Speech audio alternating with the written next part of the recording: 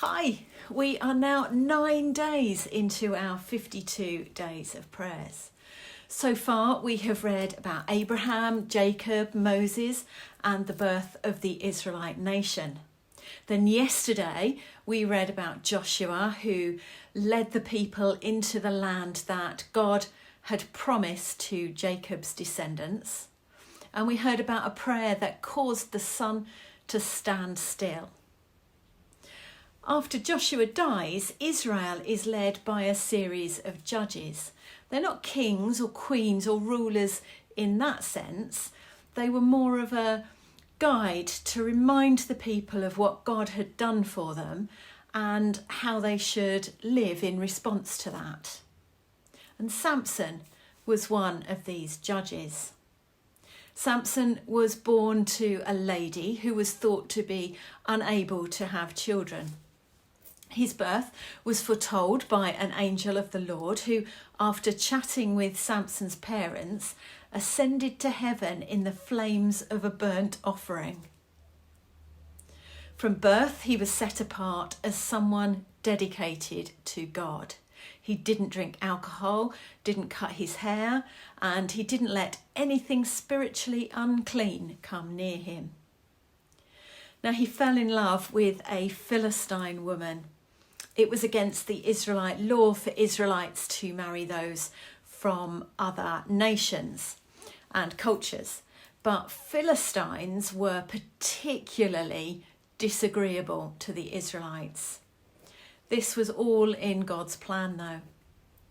On his way to arrange the marriage, a lion came at Samson and he killed it with his bare hands.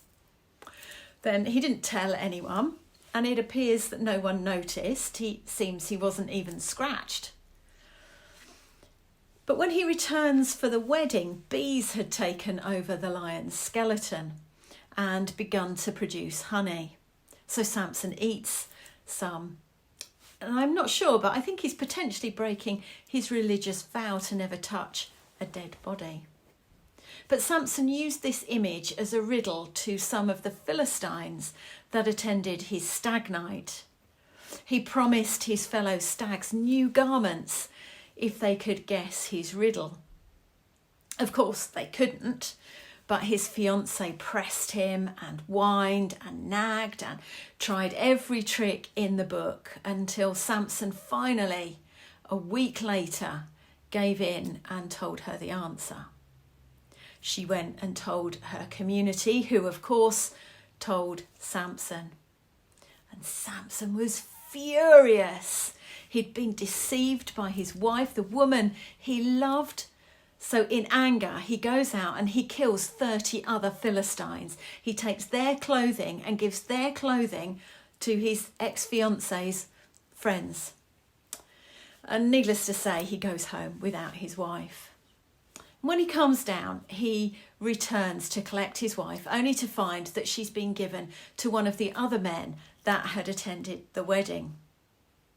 Angry again, Samson catches 300 foxes, ties their tails together in pairs with a lit fire between them and sets them loose in the cornfields of the Philistines. It's devastating.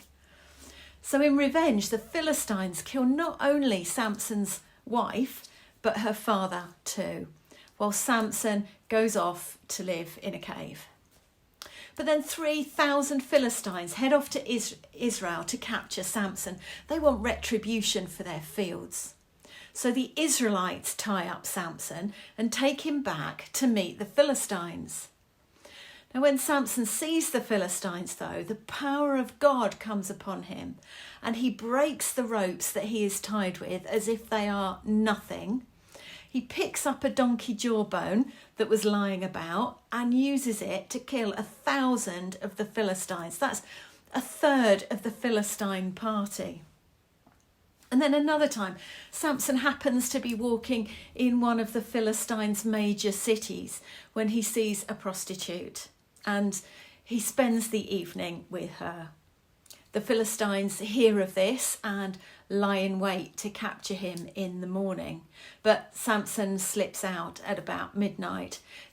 but he tears off the heavy city gates from the walls and carries them up the hill opposite. Samson's strength is astounding. Now, sometime later again, Samson meets and falls in love with Delilah. We don't know who Delilah is, but we believe that she lived not far from Samson's home. She may or may not have been a Philistine. Either way, she liked money. Now, when the leaders of the Philistines came to her and offered her a lot of money to find out how to subdue Samson, she agrees. There is some back and forth with Samson telling Delilah lies about how to subdue him, her trying to subdue him, and Samson breaking free.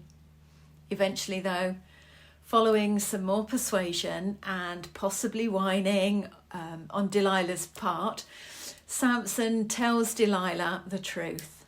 Samson's hair is cut and his vow is broken, so the Spirit of God leaves him too. And the Philistines are finally able to overpower him. The Philistines blind Samson, they shackle him and set him to grinding corn, a degrading and humiliating punishment, usually the work of slaves and women. And it's ironic, perhaps, after the devastation he caused to the Philistines' cornfields some 20 years earlier. As Samson grinds corn, his hair begins to grow again, his strength begins to return, and the Spirit of God grows in him once more. The Philistines, though, gather for a big party in honour of their half-man, half-fish god, Dagon. A bit tipsy, they call for Samson to dance for them, while they jeer at him. The rich and well-to-do are gathered inside the open-fronted temple, while the commoners are gathered on the roof, and they're watching Samson dance below. They honour Dagon as the god that overcame the strength of Samson. They honour him as the God that is mightier than the Lord God, the God of the Israelites. And tired Samson leans against the two pillars at the front of the entrance to the temple. He prays a short prayer. Sovereign Lord, remember me. Please, God, strengthen me just once more, and let me, with one blow, get revenge on the Philistines for my 2 eyes. Then Samson pushed on both pillars until they fell, bringing down the roof of the temple, killing both the rich and powerful Philistines inside the temple and the ordinary people on the roof. Now, while I do not endorse praying for revenge, after all, Jesus said to love our neighbours and to pray for those that persecute us. Samson's prayer is a heartfelt cry. Samson is clearly a passionate man. He falls in love hard. He burns with anger. And here he's been betrayed by someone he trusted and loved again. He's humiliated by people he hates. And worst of all, the God that he has dedicated his life to has left him. Such grief. Despite this, Samson recognises that God is sovereign and ruler over all things. Remember me, he dares to ask. Now, Samson doesn't appear to have got much right in his life, trusting the wrong people, giving in to anger, slaughtering men for their clothes, extreme acts of vandalism and sleeping around. Even his last breath is about personal revenge rather than revenge for God's name that is being blasphemed by the Philistines in favour of their god Dagon. Despite this, God hears Samson's prayer and fills him with strength once more. This gives me hope that when I feel far from God, God is still nearby. He still hears my prayers. He still answers my prayers in spite of my sinful behaviour. He still uses me for his purposes, not because of me, but because of his gracious nature. Now, this doesn't mean that I can carry on behaving badly in the knowledge that God will continue to hear my prayers. Quite the opposite. God's faithfulness to me and his goodness in spite of my badness makes me want to do and be better. Now, tomorrow is a personal reflection day, but we will be back on Monday where we will be looking at the prayer of Hannah, and she's the mother of Samuel the prophet. I'll see you then.